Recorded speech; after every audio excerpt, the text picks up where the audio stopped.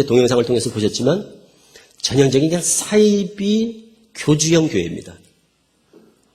20년 동안 저도 그 안에 있으면서 이만희 씨의 실체를 몰랐어요. 신천지 실체를 몰랐습니다. 20살 때 들어가가지고 40살에 나오기까지 완전 어릴 때 들어갔고, 그리고 저 같은 경우는 담임 목사님이 이렇게 미혹이 돼가지고 저희 교회가 통째로 신천지로 넘어가는 그런 케이스에 넘어갔기 때문에 특수한 그런 케이스였습니다만, 젊은 대학생, 주의 종이 되겠다고 열심히 개척교회를 섬겼던 저한테는 너무 그냥 그 교리들이 혹했습니다. 그러니까 들어보니까 평소 내가 궁금했던 것들, 알고 싶었던 것들, 또 잘 이해가 되지 않았던 부분들, 난해한 것들, 믿음이 확 오지 않았던 것들, 이제 이런 것들만 가지고 접근하니까 아주 그냥 사막에서 오아시스를 만난 것 같아요. 그냥 줄이다가 탁 음식을 만난 것처럼 그렇게 그냥 갈급한 가운데, 줄인 가운데 접한 그런 것 같은 느낌이었습니다. 그래서 깊이 이제 몰입하며 빠졌죠.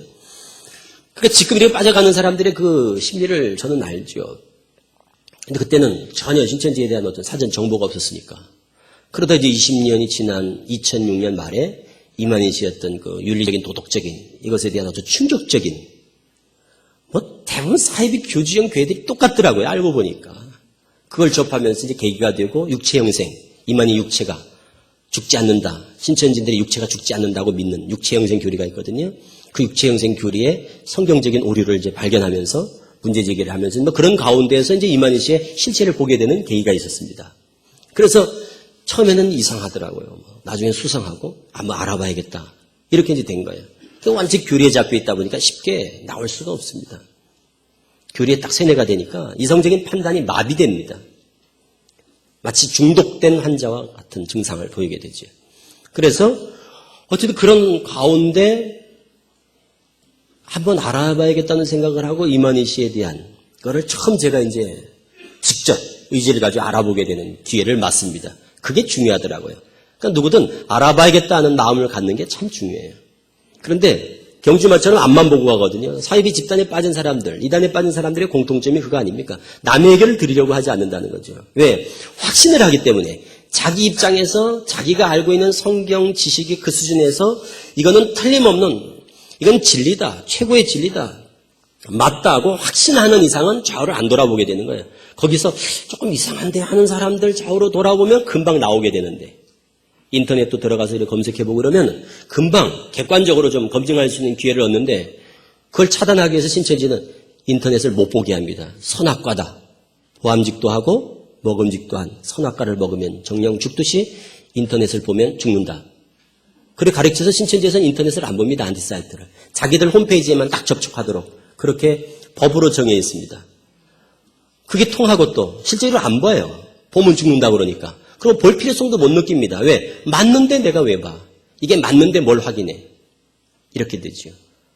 그게 이제 믿음이라고 믿는 거죠. 그게 믿음이라고 생각하니까. 저도 마찬가지요. 그러다 저는 이만희 씨와 했던 문제로 인해서 교리 문제, 여러 가지 이제 재반 문제에 대한 이런 어떤 사연이 있었습니다. 그런 가운데서 알아봐야겠다. 그리고 알아본 결과 얼마 지나지 않아서 금방 그 전체를 보게 됐습니다. 알고 보니까 전도관에서 10년. 그리고 또 다른 교주 밑에서 몇 년 해가지고 나이 27부터 50살까지 1980년 50살이 될 때까지 사이비 교단, 사이비 교주들 그런 데만 다닌 거예요. 신앙생활을 이만희 씨가. 그러다가 속고 그랬겠죠. 시한부 불발되고 시한부 불발되고 이런 거예요. 대부분이 다. 그래서 23년 만에 자기가 오픈한 게 신천지입니다. 본인이 이제 교회를 개척을 한 셈이죠. 교주들 밑에서 배우다 보니까 교주가 되는 게 어렵지 않다는 것을 터득을 한 것 같습니다. 그러다 보니까 교주 밑에서 교주가 나는 거죠. 한국의 사이비 교주의 그 쭉 계보가 있습니다. 그를 발견하는 기회가 됐어요. 제가 너무너무 충격을 받았습니다. 이야, 이런 세계가 있구나. 우리 성도님들 다 모르실 거예요. 대부분이다. 저도 마찬가지였고. 그러다 보니까 그건 너무너무 충격적이었어요. 야, 이런 세계가 있구나. 하나님이라고 하는 사람, 예수라고 하는 사람, 보혜사라고 하고 이긴 자라고 하고 이런 교주들이 너무너무 많아요. 우리나라에. 그중에 그냥 한 존재고 그런 집단 가운데 그냥 많은 지지협력 갈라진 계보 속에 하나에 불과하다는 것을 깨닫게 되는 순간 너무나 허탈하기도 하고 기가 막히더라고요. 우물 안에 개구리. 그러다 나와보니까 그런 우물들이 너무 많은 거예요. 그리고 물맛을 보니까 다 비슷한 거예요. 그 물맛들이. 그런데도 그 안에 있는 사람들은 자기들이 최고의 진리요, 자기들만이 맛보는 신비한 물이라고 믿는 거죠. 그리고 자기의 교주만 하나님과 직통으로 교통하는, 직통으로 계시를 받고, 봉안책을 처음으로 받아먹은 사람은 자기들의 교주밖에 없다는, 이런 말씀은 동서고금 어느 곳에도 들을 수 없는 아주 전무후무한 유일무이한 진리라고 다 그래 믿고 있는, 똑같은 거예요. 다. 저도 그랬었고, 지금 신천지에 빠져있는 7만 교인들은 다 지금도 그렇게 믿고 있는 거예요. 저는 하나님의 은혜로 다행히 알아볼 수 있는 기회, 그렇게까지 눈을 띄워주신 거죠. 하나님께서 사건을 일으켜서 이만희 씨 정체를 보게 되는 정말 그런 은혜를 입었지만, 지금도 그 안에 사람들은 아무도 확인해 보려고 하지 않고, 내가 이런 얘기를 하면 다 거짓말이라고 믿고, 그래서 이만희 씨의 말에 절대적인 신뢰를 가지고, 그리고 맹신하고 맹중하여 따라가는 그들입니다. 그러니까 지금 신천지의 실체는 이만희 씨를 메시아, 그리스도 구원자라고 믿는 예수교가 아닌 다른 예수교입니다. 그러니까 예수를 믿는 종교 집단, 교회가 아닌 다른 예수를 쫓는 거죠. 그 다른 예수가 바로 이만희 교주가 되는 겁니다. 뭐 그렇게 설명드리면 더 달리 설명할 필요가 없죠. 좀 더 부연하자면 성부, 성자, 성령이 이만희 씨 육체에게 임한다. 성부, 성자, 성령 삼위 하나님이 이만희 씨 몸, 지금 육체, 이만희 씨가 지금 살아있으니까 현재까지는 살아있습니다. 근데 이 81살입니다. 그냥 안 죽을 거라고 그들은 믿고 있는데, 제가 볼 때는 죽을 것 같은데, 그 사람들은 절대 안 죽는다고 믿거든요. 그 몸에 성부, 성자, 성령 이 세 존재가 와서 한 몸을 이룰 때가 있다. 그게 삼위일체다. 이런 교리. 정말 기가 막힌 교리죠. 삼위일체가 뭔지를 아는 사람들이 들으면 정말 귀를 의심할 만큼 정말 어떻게 그런 교리가 있을까? 그런 유치한 그런 교리를 어떻게 사람들이 듣고 따라갈까? 이게 참 이해가 안 되실 거예요. 신천지 예수교 증거장막성전. 신천지 예수교는 새하늘 새 땅이란 말 안 합니까? 신천신지, 그걸 줄여서 신천지거든요. 그럼 새하늘 새 땅, 새 신천지, 새 예수교예요. 그럼 우리는 뭘까요? 우리는 이 모든 기존의 정통교회는 헌예수교예요. 쉽게 말하면. 그러니까 우리는 헌예수교고 거기는 새 예수교예요. 그 말은 지금까지는 예수 믿어야 구원받는 시대는 예수교 시대고, 초림 때부터 지금까지 약 2000년.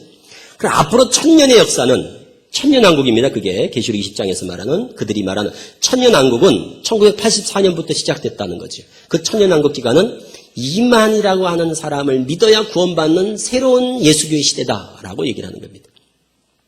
그래서 구약시대, 신약시대, 계시록 시대, 이렇게 세 시대를 구분하죠. 구약은 여호와, 주 여호와, 신약은 주 예수, 계시록 시대는 주 이만희, 이런 거죠. 그러니까 이름이 다르다. 이건 뭐냐? 새 이름 교리 때 배웁니다. 하나님의 이름이 구약시대 때는 여호와, 신약시대 때는 예수, 계시록 시대 때는 이만희. 그래서 이만희라고 하는 이름 석자는 예수님의 새 이름, 이렇게 되는 겁니다. 그게 신천지의 교리예요. 그럼 이쯤 되면 이것은 반예수, 적그리스도 이렇게 되겠죠. 적그리스도죠. 다른 예수, 다른 복음, 다른 영.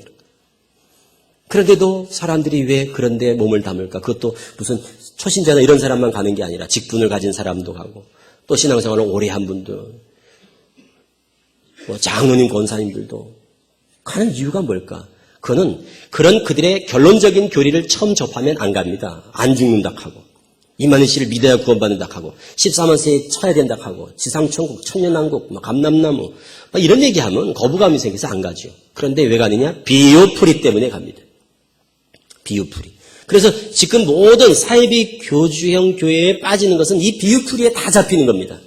한두 달 동안에 비유풀이를 배우고 나면 마치 송아지 코를 꿰는 거랑 같아요. 코를 꿰는 거예요. 그래서 그 다음에는 무슨 말을 해도 다 믿게 됩니다. 이미 중독된 상태이기 때문에 그렇습니다. 그 비유풀이에. 그래서 이 비유풀이의 이 해악성은 정말 이루 말할 수가 없어요. 그런데 문제는 우리 성도들이 이 비유풀이에 대한 거짓된 비유풀이죠. 비유가 나쁜 건 아니죠. 비유가 잘못된 건 아니죠. 예수님께서 비유로 말씀을 많이 하셨잖아요. 비유가 잘못된 게 아니고 그 비유를 풀고 해석하는 데 있어서 큰 오류가 있는데도 불구하고 그 사이비 교주들이 푸는 비유풀이가 전형적인 비유풀이 그 사기 수법이 있거든요. 그런데 그거를 우리는 배운 바가 없는 거예요. 저렇게 풀면 이거는 안 됩니다. 이런 것들을 구체적으로 배운 바가 없다 보니까 그 비유풀이가 지금도 잘 먹힌다는 거예요. 비유한 씨 반 나무새, 비유한 씨 반 나무새 하면 씨가 뭔지 보겠습니다. 밭이 뭔지 보겠습니다. 나무가 뭔지 보겠습니다. 몇 장 몇 절, 몇 장 몇 절, 몇 장 몇 절 이런 식으로 배우거든요. 물샘 강하면 비유한 물이 뭔지 보겠습니다 하고 다 성경 구절을 뒷받침해서 영어 단어 풀이 공부하듯이, 영어 단어 해석하듯이, 낱말 뜻 공부하듯이 이렇게 풀어가요. 열처녀의 비유다 하면은 등이 뭐다, 기름이 뭐다, 신랑은 누구고, 신부는 뭐고, 밤은 뭐고 이런 식으로 막 풀어요. 다. 그러니까 성도들이 어떤 느낌을 받는가 하면 야, 우리 목사님은 대충 이렇게 해서 두리뭉실하게 이렇게 해석을 하는데 신천지 갔더니 성경을 꼼꼼하게 세밀히 구체적으로 그리고 깊이 있게 푸는구나 이런 생각을 갖게 하는 거죠. 그럼 마치 몇 장 몇 절 구절을 인용하니까 그게 성경적이라는 착각을 갖도록 하는 거예요. 그게 사기 수법인 줄을 모르는 거예요. 그리고 성도들은 이단 교리에 대해서, 사이비 교리에 대해서 면역력이 없습니다. 그건 왜? 전체적으로 교육되지 않는 분위기 때문에 그렇습니다. 그래서 성도들은 잘 분별할 수 없어요. 전문적으로 성경을 공부하신 목사님들이나 제대로 신앙을 공부하신 분들이 보면요. 벌써 성경의 ABC를 아는 사람이 보면 금방 문제가 드러나죠. 저게 아닌데 금방 발견되는 것도 성도들 눈에는 안 보이는 거예요. 그게 전문가와 비전문가의 차이라는 거예요. 그래서 성도님들이 스스로 자기의 어떤 성경 실력, 분별력을 과신하지 마시고 절대 영적인 문제에 대한 만큼은 본인이 볼 때 너무 좋다 하더라도 꼭 목사님께 허락받으시고 공부를 하시라는 거예요. 그럴 수 있거든요. 들어보면 너무 좋다. 이거 공부하면 좋겠다. 이럴 수 있다고 봐요. 저는. 그게 나쁘다고 말씀드릴 수는 없습니다. 나쁜 건 뭐가 나쁜가 하면 목사님을 속이면서 공부하는 건 나쁘지요. 목사님이 공부하지 말라고 했는데 목사님을 속이면서 얘기하면 못하게 하니까 속이면서 공부하는 것은 나쁘죠. 그건 옳은 지혜로운 방법도 아니고 그건 옳은 처신이 아니죠. 너무너무 좋다 내가 들어보니까 꼭 공부하고 싶다 하시면 그렇게 하세요. 목사님께 여쭤보시라. 목사님 내가 들어보니까 너무 좋아요. 그런데 제가 뭘 알겠습니까? 목사님께서 보시고 허락하시는데 공부하겠다고. 이렇게 하시는 게 나는 성도들의 바른 도리라고 보는 거지요. 그래서 성도들이 교만해서는 안 된다는 거예요. 그 빠지는 데는 두 가지 요인이 있습니다. 욕심이에요. 안 죽겠다. 안 죽는다. 또 하나는 뭡니까? 눈이 밝아진다 하는 것처럼 성경을 통달한다 하고 이제 나라와 제사장이 된다 하고 온 세상이 이제 다 이제 우리나라에 오게 되고 신천지로 구름대처럼 몰려오게 되고 이제 금은보화가 다 우리 손에 들어오게 되고 그때는 이제 막 왕노릇 한다고 진짜 이런 육적인 왕 같은 이런 때가 올 거라고 다 그런 환상 가운데 망상이죠. 망상. 그런 꿈에 취해 있어요. 그 사람들이. 그것도 이제 곧 올해 채운다. 14만 4천을. 내년에 채운다. 이러고 있거든요. 그러니까 지금 아주 막바지로 치닫고 있어요. 너무나 안타깝죠. 탈선한 기차예요. 폭주하고 있는데 그런데 그들은 모르는 겁니다. 그게 어떤 상황에 놓여 있는지 스스로를 볼 수 없어요. 그리고 또 하나는 뭔가 하면 교만이에요. 자기가 성경을 마치 통달한 사람처럼 판단하는 거예요. 그리고는 맞다 하고는 조금 투자를 하는 게 아니라 인생을 투자합니다. 도박도 그런 도박이 없죠. 무모한 도박이지. 신앙을 마치 무모한 도박하듯이 도박을 하는 사람들이. 자기가 마치 성경을 다 통달한 사람인 양. 이런 그들의 어떤 교리는 결국 신천지라는 것에 대해서도 호기심을 가질 가치가 없는 것이라고 우리가 이해를 하셔야 됩니다. 말도 안 되는 거죠. 이만희 씨가 이 시대 구원자라고 한다면 그건 더 이상 얘기할 게 없죠. 이쯤 되면 이제 신천지에 대해서 우리는 관심을 갖지 않아도 되죠. 그들이 신천지입니다 하고 얘기해도 니들이 무슨 소리를 해도 나는 너의 끝을 알아. 그리고 제가 증언하지 않습니까? 20년 동안 있었던 제가 거짓 없이